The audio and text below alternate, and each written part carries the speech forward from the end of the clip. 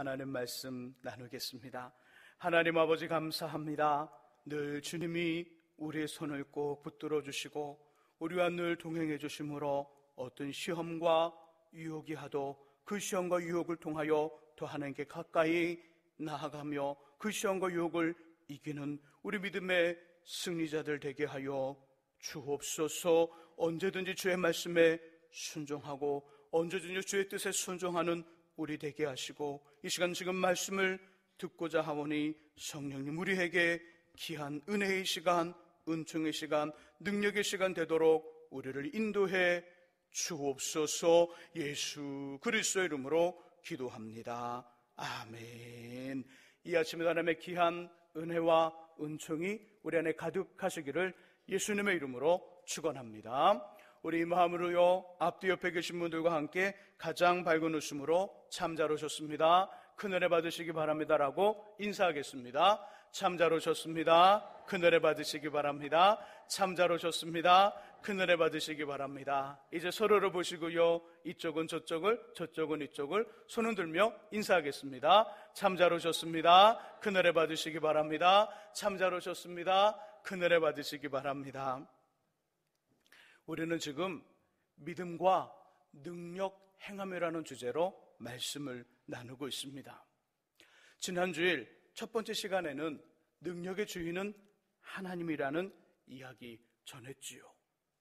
기도의 삶, 신앙의 삶, 그리고 일반적인 삶에서 특별한 능력 행함과 그리고 특별한 삶은 우리의 독특한 방법이나 기술, 노하우가 아닌 능력의 주인 되시는 하나님께서 움직이실 때, 능력의 주인 되시는 하나님께서 하고자 하실 때, 그리고 능력의 주인 되시는 하나님이 하실 때 저와 여러분들이 생각하거나 들어보거나 보지 못한 주님의 능력이 나타납니다. 또한 하나님은 상대방과 함께하는 마음, 공감하는 마음, 긍휼히 여기는 긍휼의 마음에 자신의 능력을 베푸시지요. 그러므로 교회 안에서 주님이 맡겨주신 일을 할 때에도 이 마음으로 하셔야 합니다. 사람을 만날 때에도 이 마음으로, 사람을 만난 말을 할 때에도 이 마음으로 말을 하셔야죠. 가정에서 식사 준비와 정리, 가족을 돌보는 일을 할 때에도 이 마음으로, 우리에게 주어진 삶의 현장에서도 이 마음, 공감하는 마음, 함께하는 마음, 긍휼의 마음으로 일들을 하셔야 합니다. 그럼 어떻게 될까요?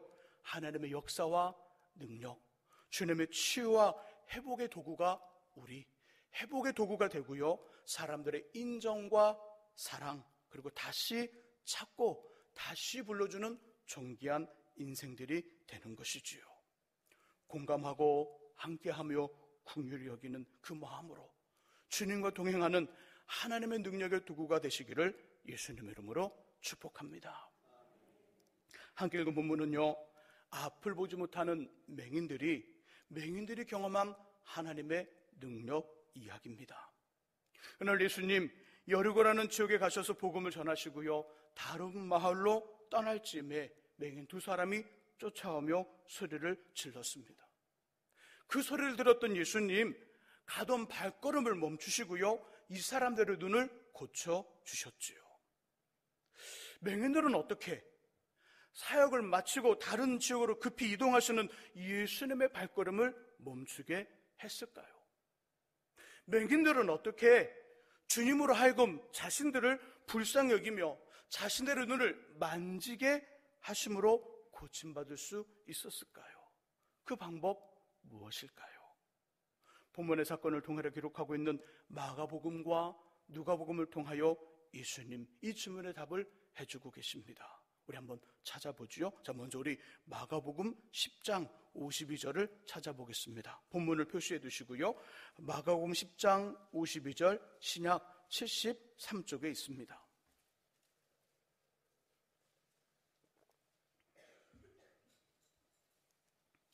마가복음 10장 52절 읽으시면서 주님이 말씀하고 계시는 방법을 찾아보시기 바랍니다. 함께 52절의 말씀을 읽습니다. 예수께서 이르시되 가라, 내 믿음이 너를 구원하였느니라 하시니 그가 곧 보게 되어 예수를 길에서 따르니라. 아멘. 예수께서 말씀하여 주고 계시는 방법 뭘까요? 믿음. 맞습니다. 믿음입니다. 52절의 중간 부분, 내 믿음이 너를 구원하였느니라. 너의 믿음, 곧 맹인들이 있었던 믿음, 그 믿음이 예수님의 발걸음을 멈추게 했고 긍휼히 여기며 그대로 눈을 고치게 하셨다는 것이지요. 믿음입니다. 자, 누가복음 18장 42절과 43절도 함께 찾아보시죠. 누가복음 18장 42절 43절 신약 128쪽에 있습니다. 방금 전과 동일하게 읽으시면서 주님이 말씀하고 계시는 방법 찾아봅니다. 42절과 43절 같이 읽어봅니다. 예수께서 그에게 이르시되 보라 내 믿음이 너를 구원하였느니라 하시매 곧 보게 되어 하나님께 영광을 돌리며 예수를 따르니 백성이 다 이를 보고 하나님을 찬양하니라. 아멘. 주님이 말씀해 주시는 방법 있죠? 뭘까요? 믿음이지요. 맞아요. 믿음입니다. 42절의 처음 부분, 예수께서 그에게 곧 먹인 두 사람을 말합니다. 그들에게 이르시되 보라 내 믿음이 너를 구원하였느니라. 믿음이 너를 구원하였느니라. 맹인들에게 있었던 믿음이 사역을 마치고 다른 지역으로 급히 이동하시는 주님의 발걸음을 멈추게 합니다. 맹인들에게 있었던 믿음이 바로 그들을 주님으로 하여금 주님이 그들을 불쌍히 여기게 했고요, 그 맹인들에게 있었던 믿음이 바로 자신들의 눈을 고침받게 했던 것이지요. 이것은 저와 여러분들에게도 본문의 맹인들처럼 믿음이 있다면 얼마든지 주님의 발걸음을 멈추게 하실 수 있다는 이야기입니다. 주님이 급히 이동을 하십니다. 주님이 급하게 일을 하시죠. 다른 곳에 일이 있어 가시려 합니다. 움직입니다. 믿음이 있다면 그 발걸음을 우리를 향하여 멈추게 할 수 있다는 이야기예요. 믿음이 있다면 주님의 관심을 우리 결정적인 문제에 머무르게 할 수 있고요, 믿음이 있다면 주님의 마음을 움직여 주님의 능력으로 우리의 문제를 만지시고 그 문제에 개입해 하셔서 해결받을 수 있다는 이야기입니다. 그리고 그것은 능력의 주인 되시는 하나님과 우리의 통로는 믿음이라는 이야기입니다. 능력의 주인 되시는 하나님은 긍휼히 여기는 마음, 함께하는 마음, 그리고 공감하는 그 마음에 자신의 능력을 베푸시지요. 그 능력에, 그 베푸는 그 능력은 믿음이라는 통로를 통하여 우리에게 전달되어집니다. 그 마음에 믿음의 통로를 가지고 있다면, 그 긍휼히 여기는 그 마음에 믿음의 통로, 하나님과 그 믿음의 통로를 가지고 있다면, 하나님은 자신의 능력과 그 믿음의 통로를 통하여 긍휼히 여기는 그 마음, 그 심령을 가진 사람을 통하여 자신의 일들을 행하시고 자신의 능력을 베푸신다는 것이지요. 저와 여러분들과 능력의 주인 되시는 하나님의 그 통로는 믿음이라는 사실을 꼭 기억하시기를 예수님의 이름으로 부탁드립니다. 그렇다면 본문의 맹인들에게, 다른 본문들 생각하지 마시고요, 본문의 맹인들에게 발견되어지는 믿음, 어떤 것이 있을까요? 첫 번째는 능력을 베푸시는 하나님께 집중하는 믿음입니다. 능력을 베푸시는 하나님께 집중하는 믿음, 30절을 같이 한번 읽어보죠. 본문으로 다시 돌아와서 마태복음 20장 30절의 말씀, 30절 말씀 같이 읽습니다. 맹인 두 사람이 길가에 앉았다가 예수께서 지나가신다함을 듣고 소리질러 이르되 주여 우리를 불쌍히 여기소서 다윗의 자손이여 하니. 아멘. 두 맹인을 향한 예수님의 치유, 어느 시점에서 시작되었을까요? 어느 시점? 30절에는요 시점이 두 개가 나와요. 첫 번째 시점은 어느 시점이냐면, 맹인 두 사람의 길가에 앉았다가 예수께서 지나가신다 함을 듣는 시점.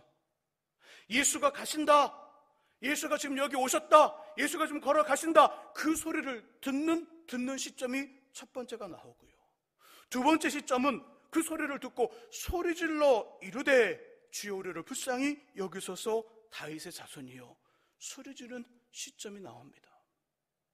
주님의 치유, 주님의 회복, 어느 시점에서 시작되었을까요?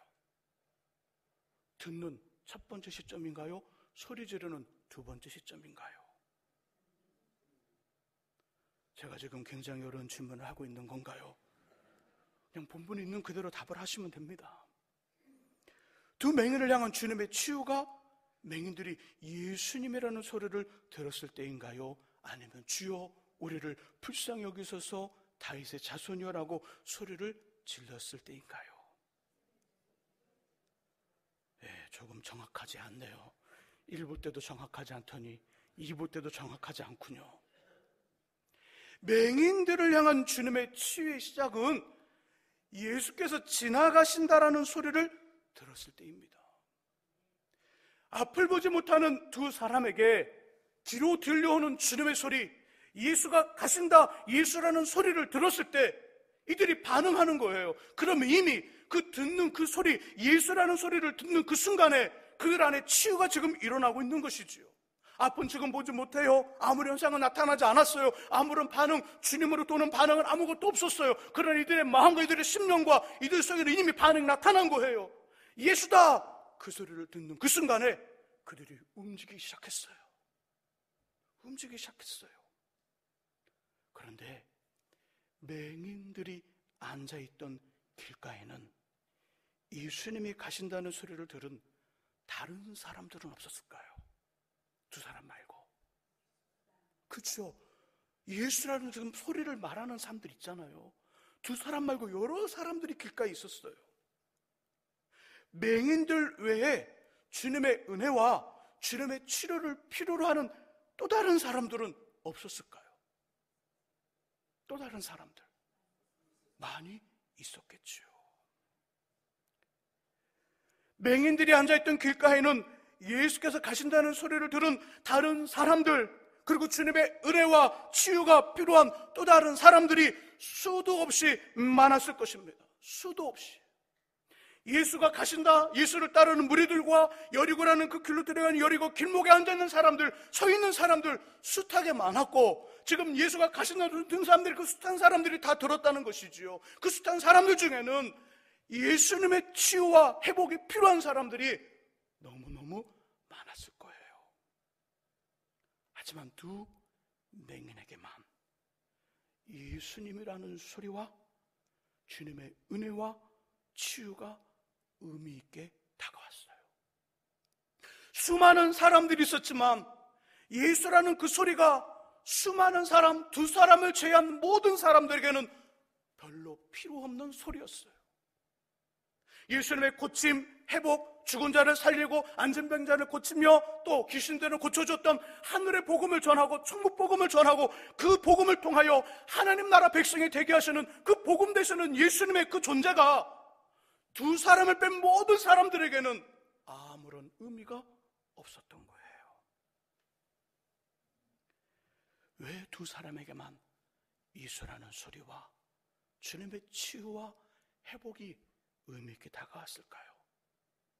이유는 두 맹인에게는 주님이 자신의 눈을 고쳐줄 수 있다는 믿음이 있었어요.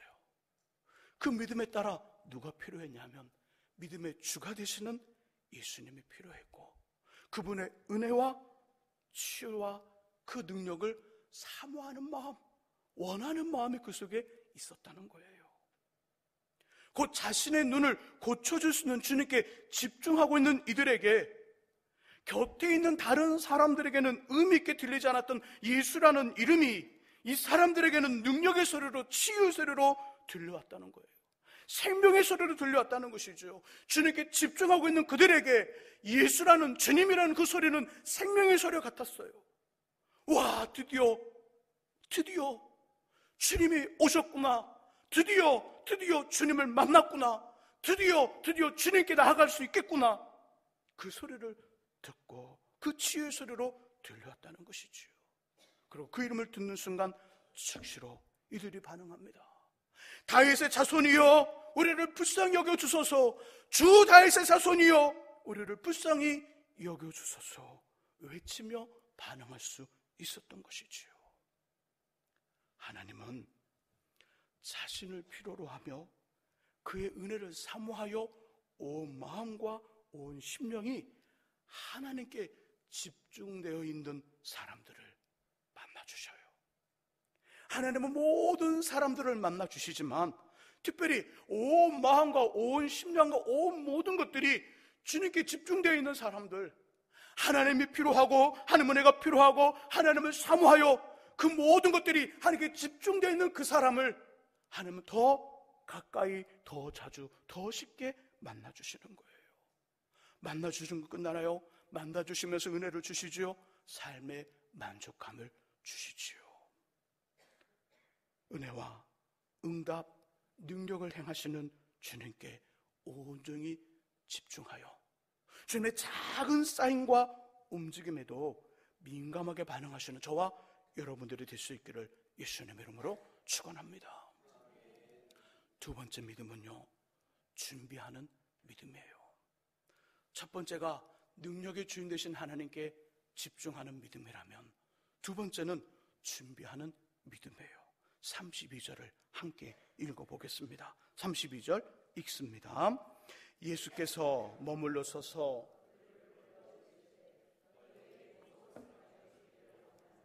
아멘. 32절에는요, 다른 본문에서는 쉽게 찾아볼 수 없는 주님의 독특한 표현이 등장합니다. 너희에게 무엇을 하여 주기를 원하느냐? 너희에게 무엇을 하여 주기를 원하느냐? 자신의 은혜를 필요로 하는 사람들이 가시는 예수님의 질문이에요. 복음서의 다른 이야기를 보세요. 이런 질문을 하고 계시는가? 이런 질문 별로 안 하셔요. 그냥 내 믿음이 너를 낫게 하였느니라, 내 믿음으로 구원받았느니라, 그렇게 말씀하시면서 다른 문제들을 해결해 주시지, 이 본문에 나오는 두 맹인에게 너희에게 무엇을 하여 주기를 원하느냐, 이들의 그 소원, 필요를 묻는 질문은 없어요. 이 질문에 두 맹인은 아주 간단히 답변을 해요. 주여, 우리의 눈 뜨기를 원합니다. 눈을 뜨기를 원합니다. 33절에 답변하자요. 갑작스러운 주님의 질문에 막힘없이 답변하는 이 맹인들의 모습을 보면서 저는 이것을 묵상하게 되었어요. 주님의 질문과 우리의 답변. 주님이 질문하셔요. 그리고 우리는 답변해요. 문제와 소원을 가지고 기도하는 저 여러분들에게 본문처럼 어느 날 예수님이 나타납니다. 예수님 말씀하는 거죠. 내가 원하는 것이 무엇이냐고 질문을 하신다면, 너에게 무엇을 해주기를 원하느냐는 주님의 물음이 전혀 예상하지 못한 의외의 시간, 의외의 순간에 있다면 여러분들은 무엇이라고 대답하실 수 있겠습니까? 잠을 자요. 오늘 주일 오전과 오후 예배를 드리고요, 우리가 맡겨진 현장에서 최선을 다하여 정말 수고하고 봉사하고 헌신하고 집에 갔는데 저녁을 드셨더니 나도 모르게 잠이 들어요. 그쵸, 주일날 그렇게 다 주무시지요. 네. 주일 예배 다 끝나고 저녁 드신 다음에 또 다른 일을 하세요. 뭐 그런 분도 계시겠지만 굉장한 건강하신 분이에요. 그런 분들은 잠이 들었는데, 정말 잠이 들었는데 코를 고는지 코를 고지 않는지 모르고 막 잠이 들었어요. 근데 갑자기 주님이 나타났어요. 딱 나타나, 내 소원이 무엇이냐? 뭐 도깨비 방랑 이야기 하는 거 아니에요. 너에게 무엇을 해주길 원하느냐? 그렇게 물으신다면 여러분 쉽게 답변할 수 있을까요? 새벽에 기도하는데 한참을 기도하네 갑자기 기도가 딱 멈추더니 우리 안에 주님의 질문이 들어와요. 내 소원이 무엇이냐? 너에게 무엇을 해주기를 원하느냐? 일반적인 음성이 아니라 거룩하신, 정말 가까이 다가갈 수 없는 그분의 음성이 우리 심령에 너무너무 뚜렷하게 들어와요. 내게 무엇을 하여 주기를 원하느냐? 쉽게 답변할 수 있을까요? 말씀을 읽어요. 말씀 읽는데 말씀 읽다가 갑자기 말씀 읽는 것이 멈춰졌어요. 그 다음에 주의 음성이 내 안에 찾아와요. 내 소원이 무엇이냐? 너에게 무엇을 하여 주기를 원하느냐? 이렇게 갑작스러운 시간에, 의의 시간, 의의 순간에 주님이 질문을 한다면 여러분 답변할 수 있을까요? 참, 목사님도 내가 원하는 것이 무엇이냐 주님 물으시며 얼마나 영광스러운 일인데요. 본문의 맹인들처럼 소원을 다 말씀드리면 되잖아요. 쉽게 말할 수 있겠지만 이건 말처럼 쉬운 일이 아닙니다. 아주 오래전 제가 고등학교 1학년 겨울방학 때였어요. 그때는 고1에서 고2로 올라가려면 문과와 이과반으로 나눠요. 그래서 이과를 공부할 친구들은 이과반으로, 문과를 공부할 친구들은 문과로 가서 완전히 반이 틀려져요. 반이 달라지는데 저희 가정이 가족 모두가 아직 신앙생활을 하지 않았을 때예요. 몇몇의 가족이 신앙생활을 할 때인데 제가 신학을 공부한다고 그러니까 신학을 공부하여 목사가 되겠다는 말이 가정에 난리가 난 거예요. 마치 믿음을 가진 성도들이 잘 하나님을 믿는데 그중에 한 아이가 엄마 아빠 머리 깎고 절에 들어가겠습니다. 그 똑같은 상황이 벌어진 거예요. 이해되시죠? 몇몇 가족만 예수 믿고 교회 다니는데 갑자기 교회 다니는 이 아들 하나가 신학을 공부하여 목사님이 되겠습니다. 이 말을 했으니 난리가 난 거죠. 전체 가족들이 다 반대합니다. 그냥 먼저 학교 가라. 일반 대학 가서 공부하고 대학원으로 가라. 그때도 마음이 변하지 않으면, 아니면 전문대로도 가서 전문대 2년 공부하고 그때도 마음이 변하지 않으면 신학교를 편입해라. 다 반대했어요. 그래서 결국 제가 문과든 이과든 어느 쪽을 선택했을까요? 신학은 문과예요. 문과? 아니요, 이과를 선택했어요. 이과를 선택해서 공부하는데요, 너무 낙심이 되는 거예요. 하고 싶은 일들을 이렇게 하지 못하게 되니까 실망이 찾아왔어요. 낙심이 찾아오고 나름대로 좌절하게 되었어요. 그때 얼마나 힘들었던지 삶의 모든 어떤 열심들을 다 잃어버린 채 잠깐 잠이 들었어요. 그때는 아직 어리잖아요. 고1 때니까요. 성경에 어떤 내용이 있었는지 성경을 한 번도 다 읽어보지도 못하고 이런 말씀이 있는지 전혀 몰랐어요. 잠깐 잠이 들었는데 본문처럼 내가 원하는 것이 무엇이냐, 무엇을 하여 주기를 원하느냐, 이 소리가 잠자고 있는 제 몸, 육신 말고 잠자지만 영혼이 깨어있는 그 영혼의 주의 음성이 들려왔어요. 너 원하는 게 뭐니? 무엇을 해줄까? 그 음성에, 그 물으심에 제가 무엇이라고 답변했을까요? 하나님, 머리카락 나게 해주세요. 이랬을까요? 뭐라고 답변했을까요? 그 음성이 들려오는데 한 2번 뚜렷하게 그 음성이 들려와요.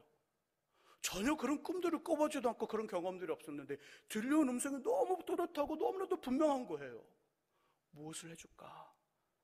너에게 네가 원하는 것이 무엇이냐? 그 음성에 아무 말도 못했어요. 아무 말도. 신학을 공부하게 해달라고 그런 말 못했어요. 가족 전체가 예수를 믿게 해달라고 그런 말 못했어요. 앞으로 우리 세상적으로 말하는 성공적인 목회자들 있잖아요. 막 TV에 나오고 매스컴 나오고 뭐 차 타고 다니고 비서 데리고 다니는 목회자들 있잖아요. 그런 목회자 되게 해달라고 하지 못했어요. 그때 좀 할걸. 아무 말 못했어요. 지금이라면 A4 종이로 정말 이 정도 드릴 텐데 하나님 아시나 봐요. 지금 나타나서 너에게 뭘 해줄까? 그러면 아버지 자리로 못 갈까봐, 아버지 자리로 못 갈까봐 이제 나타나지 않아요. 음성이 들려오지 않아요. 너무 안타까워요. 우리들이 예상하지 못한 의외의 순간, 의외의 시간에 너희에게 무엇을 하여 주기를 원하느냐는 주님의 질문에 쉽게 답하기란 어려워요. 하지만 본문의 맹인들처럼 예수님의 질문에 자신의 소원을 정확하게 말할 수 있는 방법이 있어요. 그것은 평상시에 준비하는 거예요. 준비하는 믿음. 어떻게 답변을 준비할 수 있을까요? 오늘 시간 끝나고요, 조용히 잠잠히 자리에 앉아서요, 빈종에 써보세요. 만일 주님이 나에게 이런 질문하신다면 나에 대해서는 뭐라고 쓸까? 나에 대해서는, 나의 사랑하는 남편과 아내에 대해서는 뭐라고 쓸까? 써보세요. 직접. 자녀에 대해서는 뭐라고 써볼까? 써보세요. 우리의 가정 삶의 현장에 대해서는 뭐라고 하지? 써보세요. 교회를 향해서는, 교회 목사님과 전사님들을 향해서는 뭐라고 쓸까? 써보세요. 쓴 다음에 달달달 암기하면 안 돼요. 목사님 말씀처럼 언제 그런 일이 오겠지? 그때 딱 오면 내가 그 달달달 암송을 그냥 싹 얘기하지. 절대 그 사람에겐 나타나지 않아요. 주님. 어떻게 해야 될까요? 달달달 외우는 것이 아니라 매일 그걸 붙잡고 기도하는 거예요. 기도하면 답변이 준비되는 거예요. 기도하면 마치 이것이 기도라면 우리 가슴 속에, 우리 심령 속에, 우리 영혼 속에 새겨지는 거예요. 새겨지는 거. 예전부터 제 이름 별명 있어요. 뭐 나르는 뭐 돈가스 이런 거 말고, 뭐 나르는 뭐 돼지 뭐 그런 거 말고, 제 돈가스래네요. 예. 제 별명이 있는데 그게 뭐냐면 이름을 잘 기억하는 아주 그 이름 기억하는 그 별명이에요. 이름을 잘 기억한다. 또 그 부모님 그리고 아이들 그들의 상황을 잘 기억하는 기억의 명수 뭐 그런 어떤 뭐 별명이 있어요. 자꾸 물어요. 목사님 어떻게 그렇게 다 기억하고 계세요? 엄마 아빠 이름을 알고 있어요? 자녀들 이름을 알고 있어요? 그들의 어떤 내용들을 알고 있어요? 어떻게 기억하나요? 방법이 있잖아요. 어떻게 기억하면 될까요? 기도하면 돼요. 기도하면. 자, 가끔씩 구역장이나 우리 전사님한테 물어봐요. 그 사람에 대해서. 그 사람의 어떤 그 가족의 그 아빠 이름을 물어보거나 때로는 다른 자녀들 이름을 물어봐요. 답변을 못하면 제가 생각하는 게 있어요. 아, 기도하지 않고 있구나. 죄송해요. 천만의 기준이니까 그렇게 생각하시면 돼요. 기도하지 않고 있구나. 기도하면 당연히 외워져요.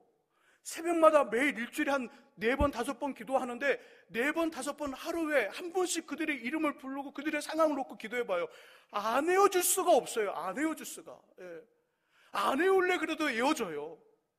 주님의 갑작스러운 질문에 우리 답변을 준비하는 방법은 다른 방법이 아니에요. 어떤 것이 필요한지 적어보고 그 적은 걸 가지고 기도하는 거예요. 기도하면 답변이 준비되는 거예요. 이게 바로 준비하는 믿음이에요. 본문의 맹인들 이 마음 가지고 이들이 왔을까요? 발걸음을 막 급히 가시는 중에 발걸음을 멈췄어요. 시선을 돌렸어요. 관심을 돌렸어요. 긍휼에게는 마음을 갖게 했어요. 눈을 만지게 했어요. 그래서 이들의 마음속에 그래 맞아 이때인지 우리에게 물을 거야. 내 소원이 무엇인지 물을 때가 다 된 것 같아. 대답해야지. 이런 마음으로 이렇게 준비하고 있었을까요? 그렇지 않아요. 본문의 맹인들은 어떻게 했을까요?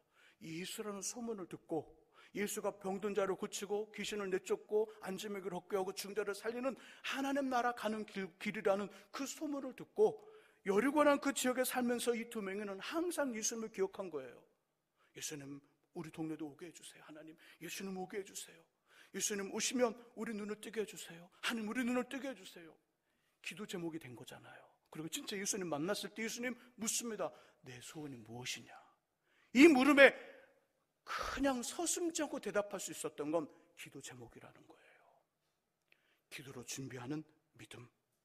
기도를 통하여 습관이 될 정도로 준비하면 의의 순간, 의의 시간에 내가 원하는 것이 무엇이냐고 물으시는 예수님의 음성에 우리의 소원을 정확하게 말씀하실 수 있습니다.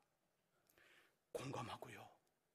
함께하며 긍휼히 여기는 마음 이해, 은혜와 능력을 베푸시는 하나님께 집중하는 믿음, 그리고 준비하는 믿음으로 주님의 능력, 행함의 주인공, 동참자들이 되시기를 예수님의 이름으로 축원합니다. 기도하겠습니다. 하나님 아버지, 우리 안에 능력의 주인 되시는 하나님께 집중하는 믿음을 주옵소서. 이 믿음과 함께 하나님을 필요로 하며 하나님을 사모하며 하나님을 갈급해하며 하나님을 원하는 마음과 함께 준비하는 믿음으로 주 앞에 늘 서게 하시고 언제든지 우리 앞에 주님이 물으신다면 답변할 수 있는 그 깨어있는 영혼들 될 수 있도록 우리를 도와 주옵소서. 예수 그리스도 이름으로 기도합니다. 아멘. 우리 함께 찬송합니다. 찬송가 154장을